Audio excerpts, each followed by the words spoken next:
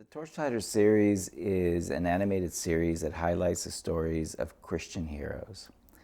And the idea behind the Torchlighters is to encourage and inspire children to have greater conviction for their faith and to be proud of their faith, to realize that there are people before them that have given their lives, that have given their time and their lives and their talents and everything to be able to bring the gospel to people of all over the world.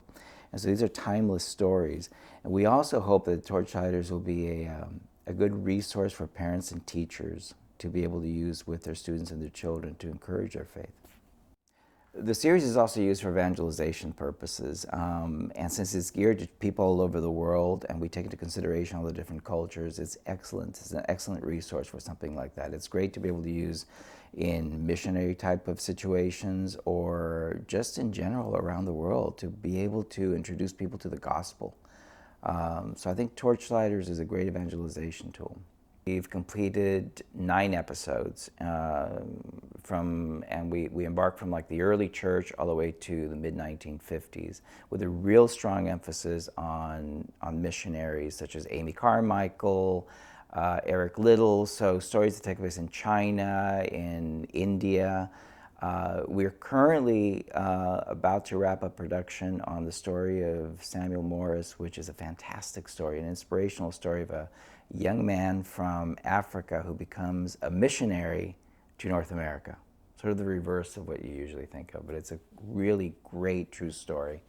Also in the works is the story of Augustine, and we're in pre-production right now with the story of John Wesley, Corrie ten Boom, Robert Jermaine Thomas, who was a missionary to Korea, and Martin Luther. And after this, we have a whole list of people that we would like to create episodes about. So we're working towards covering as many of these characters as possible. The Torchlighter heroes are chosen because in one way or another, their life affected those around them, and as a result has affected people throughout history.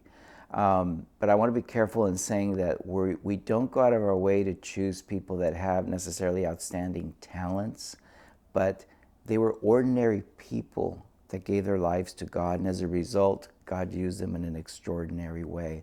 And by using these people, by highlighting these people's stories, we hope to encourage children and people everywhere that it's really a matter of saying yes to God. That idea comes through in each one of the Torchlighter episodes. We're not trying to build these people up and put them on a pedestal that's so high above everybody else that the regular person says, I can't attain to that. But we show their struggles. We show that they started off just like everyone else. And the result of their greatness has nothing to do with them, really. It has to do with their submission to God. And as a result, I think it comes through in each story that anyone, and no matter what age you are, can be a Torchlighter. You can be an 8-year-old Torchlighter, 6-year-old Torchlighter. You could be an 80-year-old Torchlighter. It's difficult to say which Torchlighter hero inspires me the most. I would say that Jim Elliot was one that truly inspired me, primarily because I had an opportunity to read his diaries, and when I was working on the script, I did a lot of research into his life, and I realized that he was a really ordinary guy that had a real love and passion for God.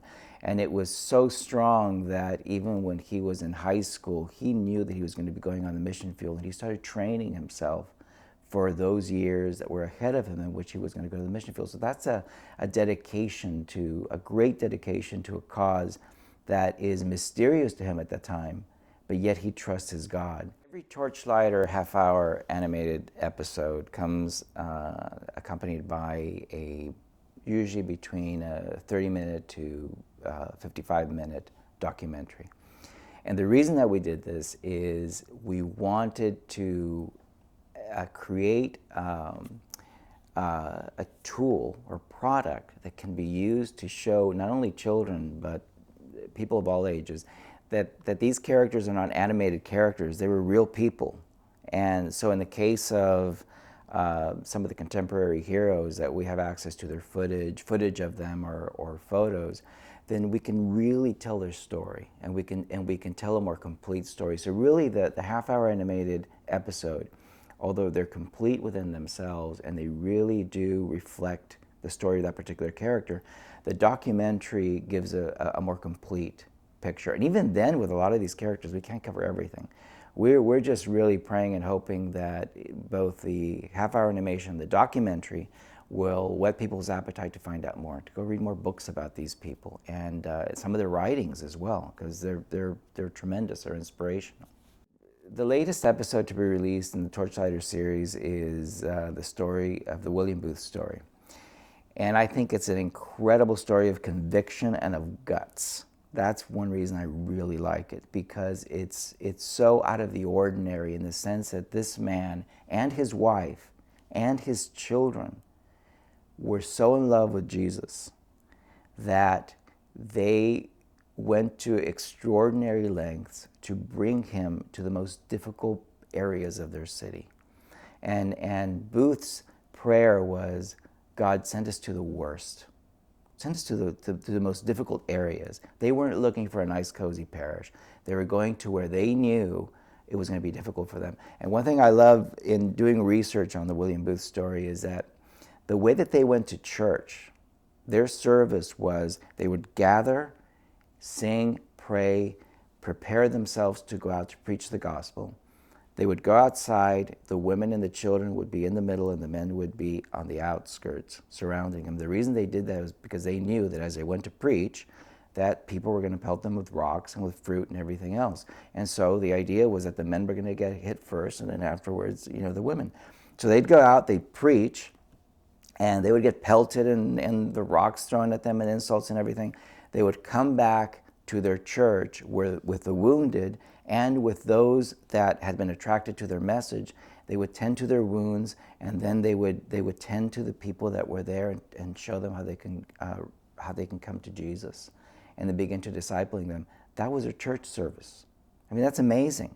That's wonderful. That's so different from the way that we do it today, They put their life on the line. And I think one reason that his story is a great example to all of us and to children is that William Booth didn't leave the city, didn't leave his country to become a missionary. His children didn't wait to go to seminary to be missionaries. They became missionaries right where they were. They became missionaries in their country. They became missionaries in their city. They became missionaries as soon as they stepped out the door. That's where their service began. And I think it's a great example to everybody, not just children, but to people of all ages. You don't have to wait till you're prepared and get on a plane and go to a foreign country. We're missionaries wherever we are. I came to know the Lord when I was 14 years old through a radio program. Radio program wasn't a church program. It wasn't a Christian rock station. It was a rock station. I was living in California, and there was a DJ going around Sunset Boulevard doing interviews, and he was interviewing a lot of young people, and they were all saying a lot of crazy, stupid things. One person in particular took the mic, and I would say within 45 seconds gave a verse, "Behold, I stand at the door and knock," Revelation 3:20, and said something that, as a 14-year-old, and I was listening on the other end, I don't know how he said it or what he said, that I just knew this person knows Jesus. He was talking about Jesus in a very personal way. It was obviously a work of the Holy Spirit. And it was around 11:30 at night that I went into my room after hearing that, and I said, Jesus, if you're here, come into my heart and show me why I exist. And that was my big question. And I think it's probably it's the same question a lot of kids that age are asking is, why am I here? And I can't explain how or it happened, but at that moment, I had a life-changing experience. And my experience has been one of those that I was one person in 1 second, and I was another person the next. And when I woke up the next day, I was a different person, and everything became Jesus. Everything became God. And it was a year later that I felt that God was asking me to give everything to Him. I'd always been very artistic as a kid, you know, and when I gave everything to God, of course, all those gifts and talents that were given by Him in the first place, obviously were included. I went through a journey where I realized later in life the importance of getting good, sound doctrine and how important that is. And I realized because of my own life that as a child and as a young teenager, you are capable of witnessing for the Lord. You are capable of being a strong witness, even if you don't know the theology behind it. Even if all it is like, look, all I know is that God is real and He's changed my life. And God took me through a long journey in which He eventually began to use these talents and they began to be developed.